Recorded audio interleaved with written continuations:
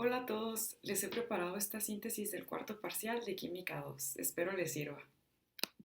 Una de las cosas que mencionamos en este parcial fue el número de enlaces que pueden formar los elementos químicos más comunes en química orgánica, los cuales son el carbono, el nitrógeno, oxígeno, el hidrógeno y halógenos.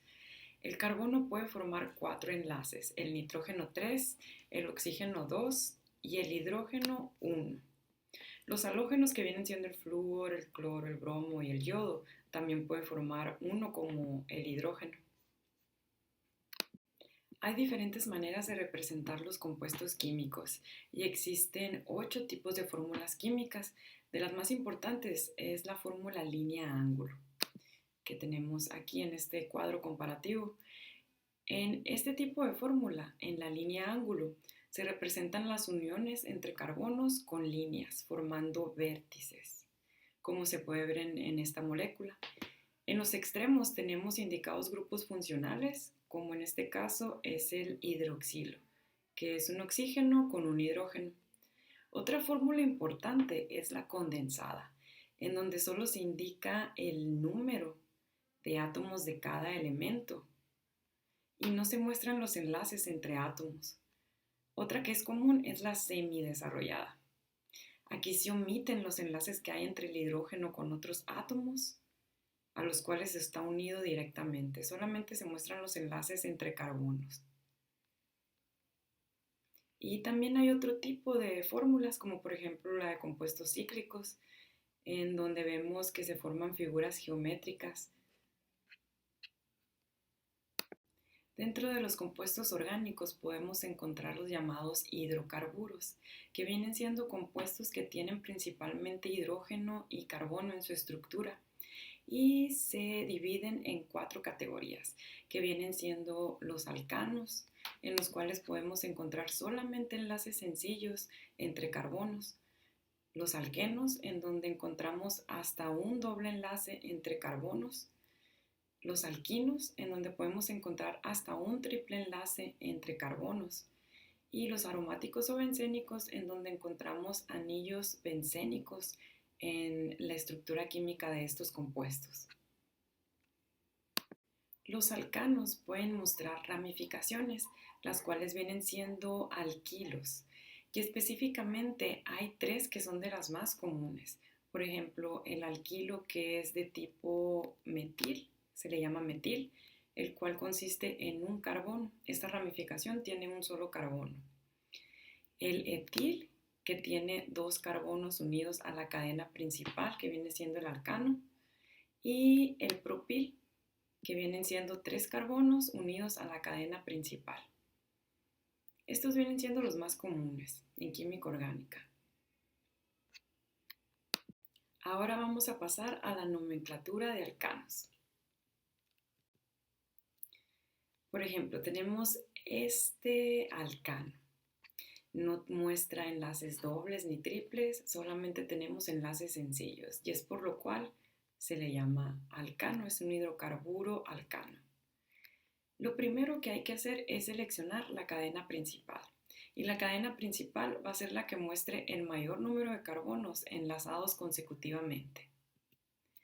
Por ejemplo, aquí escogimos esta como la cadena principal porque también podemos tocar la mayoría de las ramificaciones. Y estos carbonos, después se enumeran los carbonos que se encuentran en la cadena principal, del 1 al 9 en este caso. Por lo tanto, vamos a tener un llamado no nano, con terminación ano, porque los alcanos tienen esta terminación. Después identificamos las ramificaciones y les asignamos el nombre correspondiente. De esta manera ya podemos indicar en dónde se encuentra cada tipo de ramificación unida a la cadena principal, que viene siendo el alcano no nano. El nombre viene quedando 3,5-dietil porque tenemos 2 etiles unidos al carbono 3 y al 5 y le agregamos el prefijo di. También nombramos primero el etil porque debemos de nombrar las ramificaciones en orden alfabético. La E está antes de la M, de metil y antes de la P de propil está la M. Ok, ya nombramos los etiles. Ahora seguimos con los metiles. En los metiles tenemos dos, los cuales se encuentran unidos al carbono 2 y al 7, por lo cual escribimos 2,7-dimetil. Después pasamos al grupo propil, a la ramificación propil, que está unida al carbono 6, por lo tanto escribimos 6-propil y a lo último el nombre del alcano principal, de la cadena principal, que viene siendo nonano. De esta manera el nombre químico queda 3,5-dietil, 2,7-dimetil, 6-propil, nonano. En este caso tenemos un alcano de 7 carbonos, por lo tanto va a ser llamado heptano y tiene 3 ramificaciones. Estos vienen siendo metiles y este es un etil. Por lo tanto el nombre queda 4-etil, porque el etil se nombra primero que los metiles debido a que la regla dice que deben nombrarse en orden alfabético. Se encuentra enlazado al cuarto carbono, 4-etil, 2,6-dimetil, porque hay un metil enlazado al segundo carbono y al sexto carbono y se le agrega el prefijo di porque son 2. Y a lo último agregamos el nombre del alcano principal, heptano. Pasamos a la nomenclatura de alquenos. Lo primero es seleccionar la cadena principal y esta debe de contener el mayor número de carbonos enlazados consecutivamente. También debe de contener el mayor número de ramificaciones a su alrededor y por supuesto que el enlace doble del alqueno. Contamos los carbonos y tenemos 10. Este conteo va a ir de manera ascendente desde el extremo más próximo en donde se encuentre el doble enlace. Por lo tanto, vamos a empezar desde la derecha. Y vamos a tener un llamado deceno, porque son 10 carbonos y es un alqueno, con terminación eno. Después identificamos las ramificaciones y en este caso tenemos 2 metiles y un sec-butil. Después identificamos en qué carbonos se encuentran enlazadas cada ramificación, por lo cual vamos a tener 5 sec-butil. En este caso, los sec-butiles no obedecen la regla de ser nombrados en orden alfabético y se nombran al principio. Por lo tanto, aquí tenemos 5 sec-butil, 8,8-dimetil, porque son 2 metiles unidos al carbono 8. Después tenemos 2 deceno y el 2 es un número que indica el carbono en el cual se encuentra el doble enlace. Se encuentra entre el segundo y el tercer carbono y solamente indicamos el segundo carbono por ser el número más chico. 2 deceno. El 2 va antes del nombre de la cadena principal del alqueno. Y es deceno porque tenemos 10 carbonos y termina en eno porque es un alqueno. En este hidrocarburo alqueno, porque presenta un doble enlace, vamos a seleccionar como cadena principal desde este extremo. ¿Por qué? Porque es el extremo que contiene el mayor número de carbonos enlazados consecutivamente. Si escogemos como cadena principal esta línea de carbonos, es incorrecto ya que tendríamos solamente 6 carbonos enlazados y si escogemos desde este extremo tenemos 7 carbonos enlazados consecutivamente. Por lo tanto vamos a tener un llamado hepteno porque son 7 carbonos y el prefijo de 7 es hept y con terminación eno porque es un alqueno.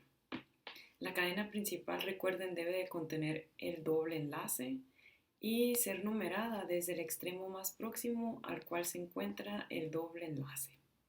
Después identificamos qué tipo de ramificaciones tenemos y aquí tenemos un metil unido al quinto carbono, porque numeramos desde derecha a izquierda en este caso.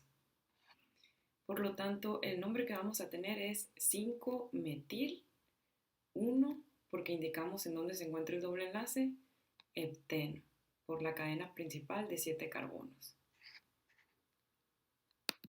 Los alquinos. Estos vienen siendo hidrocarburos que presentan hasta un triple enlace entre carbonos. Y las reglas para nombrarlos son las mismas que se aplican para alquenos. Seleccionamos la cadena principal, que es la que va a contener el mayor número de carbonos enlazados consecutivamente y el mayor número de ramificaciones, y el triple enlace, por supuesto. Por lo tanto, en este hidrocarburo vamos a tener 8 carbonos enlazados consecutivamente, los cuales se enumeran desde el extremo que se encuentre más próximo al triple enlace en alquinos. Por lo tanto, este va a ser llamado octino, con terminación ino porque es un alquino. Después identificamos las ramificaciones y tenemos etiles, un metil y un isopropil. Después indicamos a qué carbonos se encuentran unidas cada ramificación, por lo cual vamos a tener 4,6-dietil. Primero se nombran los etiles, por orden alfabético debe de ser el nombramiento de ramificaciones. Y tenemos 4,6-dietil porque son 2 etiles, 4-isopropil porque se encuentra unido al cuarto carbono, y 7-metil porque se encuentra unido el metil al séptimo carbono, octino. En este hidrocarburo alquino tenemos que la cadena principal comienza desde este extremo y tenemos 1, 2, 3, 4, 5, 6 carbonos, por lo tanto va a ser un hexino y se enumera desde el extremo más próximo al cual se encuentra el triple enlace. Vamos a empezar desde la derecha. Después identificamos las ramificaciones. Aquí tenemos 2 metiles, entonces va a ser 3,4-dimetil porque se encuentran enlazado un metil al tercer carbono y otro al cuarto. Son 2, agregamos el prefijo di y después indicamos en dónde se encuentra el triple enlace, el cual se encuentra en el primer carbono. 1, hexino, porque la cadena principal está compuesta de 6 carbonos y debe tener terminación ino porque es un alquino. Por último tenemos los compuestos aromáticos. Estos presentan anillos bencénicos en su estructura. Los anillos bencénicos vienen siendo hexágonos, 6 carbonos, unidos consecutivamente, que forman esta estructura geométrica y que tienen estos anillos bencénicos 3 dobles enlaces en su estructura. Estos anillos bencénicos se pueden unir a grupos funcionales de la química orgánica. Entre los principales vienen siendo los aldehídos, las aminas, por ejemplo también el grupo hidroxilo o por ejemplo el grupo carboxílico. Cuando tienen una ramificación que corresponde a un grupo funcional de química orgánica, el nombre del anillo bencénico se modifica. Y por ejemplo, si tenemos un aldehído unido a un anillo bencénico, el anillo se va a llamar aldobenceno. Si tenemos un hidroxilo como ramificación del anillo bencénico, este se va a llamar hidroxibenceno. También podemos tener las mismas ramificaciones que presentan los alcanos, alquenos y alquinos, unidas a un anillo bencénico. En este caso podemos tener un metil unido a un anillo bencénico, un etil, un propil, etcétera, etcétera. Y el anillo se va a llamar metilbenceno o etilbenceno o propilbenceno. Pero a ver, ¿qué pasa cuando el anillo bencénico tiene más de una ramificación y presenta 2 ramificaciones? Bueno, pues aquí vamos a tener una ramificación que va a corresponder a grupos prioritarios. Los grupos prioritarios vienen siendo de los 12 grupos funcionales que les mostré, estos, y se ordenan de manera por prioridad. La prioridad se le da debido a que el grupo carboxi es muy común en la química orgánica, más común que los aminos y los viniles y los metiles también. De estos vienen siendo los grupos prioritarios. Los grupos no prioritarios puede ser el flúor, el cloro, el bromo, el yodo, los nitrogenados como NO2 y todos los grupos alquilo excepto el metil o grupo metilo, ya que ya se encuentra como grupo prioritario. El grupo prioritario es el que va a dar nombre al anillo bencénico y los grupos no prioritarios van a ser tomados como ramificaciones solamente. Por ejemplo, cuando tenemos un grupo prioritario y un grupo no prioritario unido a un anillo bencénico. En este caso tenemos un grupo amino que viene siendo un grupo prioritario y un grupo etil que viene siendo un grupo no prioritario. Por lo tanto, este anillo se va a llamar 4-etil-aminobenceno. El grupo amino, debido a ser prioritario, va a ir unido a la palabra benceno y va a dar nombre base a este anillo bencénico y va a ser llamado aminobenceno. Antes de este nombre se nombra la ramificación del grupo no prioritario. En este caso se cuenta desde el primer carbono en el cual se encuentra unido el grupo prioritario y se cuenta desde aquí 1, 2, 3, 4. E indicamos que el grupo etil se encuentra unido al cuarto carbono. Por lo tanto, tenemos que este anillo bencénico se llama 4-etil-aminobenceno. O también se puede llamar 4-etil-benzamina. El último tema que vimos fue el de isomería. ¿Qué son los estereoisómeros? Los estereoisómeros vienen siendo moléculas en la cual sus átomos se unen en el mismo orden, pero con diferente geometría. No tienen la misma orientación de sus átomos en el espacio. Tienen la misma fórmula condensada, pero la geometría es diferente entre estos isómeros, que son llamados estereoisómeros. Estos estereoisómeros presentan entre sí diferentes propiedades físicas, propiedades químicas y biológicas. Dentro de estos estereoisómeros tenemos los enantiómeros. Estos enantiómeros son moléculas que se les llama especulares. Los enantiómeros son imágenes especulares que presentan la misma imagen ante un espejo, digámoslo así, pero si uno trata de superponer estas dos moléculas, no se superponen. Por ejemplo, nuestras manos vienen siendo una analogía a enantiómeros. Si tratamos de superponerlas, no coinciden entre sí, no son superponibles. Por lo tanto, son imágenes especulares y los enantiómeros obedecen esta regla. Los enantiómeros presentan una propiedad que se le llama quiralidad. La quiralidad es disimetría de algunas moléculas. Por ejemplo, tenemos un carbono y si este carbono está rodeado por 4 elementos distintos a su alrededor, se dice que es una molécula quiral. También este carbono presenta una hibridación sp3. Una molécula quiral siempre va a tener un enantiómero. Por otro lado, las moléculas simétricas son aquirales, las cuales no pueden tener enantiómeros. A los enantiómeros también se les llama isómeros ópticos.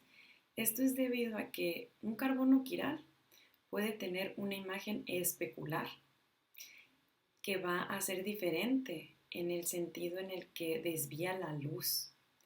Por ejemplo, el ácido láctico. El ácido láctico levorotatorio es el que desvía la luz hacia la izquierda y su imagen especular de ácido láctico viene siendo dextrorotatorio. Esta molécula especular del ácido láctico desvía la luz hacia la derecha, es dextrorotatoria. Para saber cuántos carbonos tiene un compuesto, tenemos que contar el número de carbonos quirales que tiene este compuesto. Un carbono quiral es un carbono que tiene elementos distintos a su alrededor o grupos químicos distintos a su alrededor y estos carbonos se encuentran enlazados entre sí. Este compuesto tiene 2 carbonos y para saber cuántos estereoisómeros tiene, debemos de seguir esta fórmula. 2 a la n. La n es el número de carbonos quirales. En este caso tenemos 2, por lo tanto va a ser 2 a la 2 es 4. Y tenemos 4 estereoisómeros. De estos 4 estereoisómeros vamos a tener 2 pares de diasterómeros, 2 parejas de diasterómeros. Los diasterómeros son compuestos que difieren entre sí debido a que un carbono se encuentra girado entre ellos. Por ejemplo, estos dos estereoisómeros que vienen siendo diasterómeros entre sí, la diferencia que vemos aquí es que el carbono 1 se encuentra girado, se encuentra diferente. El carbono 2 se encuentra igual. Esta pareja de estereoisómeros que vienen siendo diasterómeros entre sí, tienen girado el carbono 2. El carbono 1 se encuentra idéntico y el carbono 2 se encuentra girado. Estas parejas entre sí se llaman enantiómeros, en donde vemos que esta viene siendo una imagen especular de esta, entre sí. Aquí mencionamos 3 conceptos: estereoisómeros, diasterómeros y enantiómeros. Los diasterómeros son los que tienen girado un carbono en su molécula, en su compuesto, y los enantiómeros están representados por imágenes especulares entre sí. Por último, vimos la isomería cis y trans. En este caso tenemos este compuesto con 2 carbonos quirales, los cuales se encuentran unidos por un doble enlace. En la isomería cis-trans siempre vamos a encontrar compuestos orgánicos que tienen un doble enlace entre carbonos, por lo tanto van a ser alquenos. En los compuestos cis vemos que los sustituyentes o grupos que se encuentran unidos a los carbonos, estos grupos tienen similitud de acuerdo a que, por ejemplo, aquí tenemos un grupo metilo, CH3, y un hidrógeno unidos a cada carbono. En el caso de la isomería cis, vamos a tener los grupos, los mismos grupos, en el mismo eje. Los sustituyentes se encuentran del mismo lado. Los metilos se van a encontrar del mismo lado. Los hidrógenos del mismo lado, en este caso. Por lo tanto, esta molécula presenta isomería cis. En la isomería trans, vemos que los sustituyentes o grupos químicos unidos a los carbonos se ubican en lados opuestos unidos a los carbonos, por lo tanto tenemos que los metiles se encuentran unidos opuestamente a los carbonos, formando una especie de X. Los hidrógenos también. Por lo tanto, aquí vemos una isomería trans. Esto fue todo, chicos. Espero que les haya gustado esta síntesis y mis clases. Si tienen alguna duda, pueden contactarme por Google Chat o por correo. Estudien sus notas, la guía de estudio y el material que les he enviado. Y recuerden que ustedes pueden. Bye.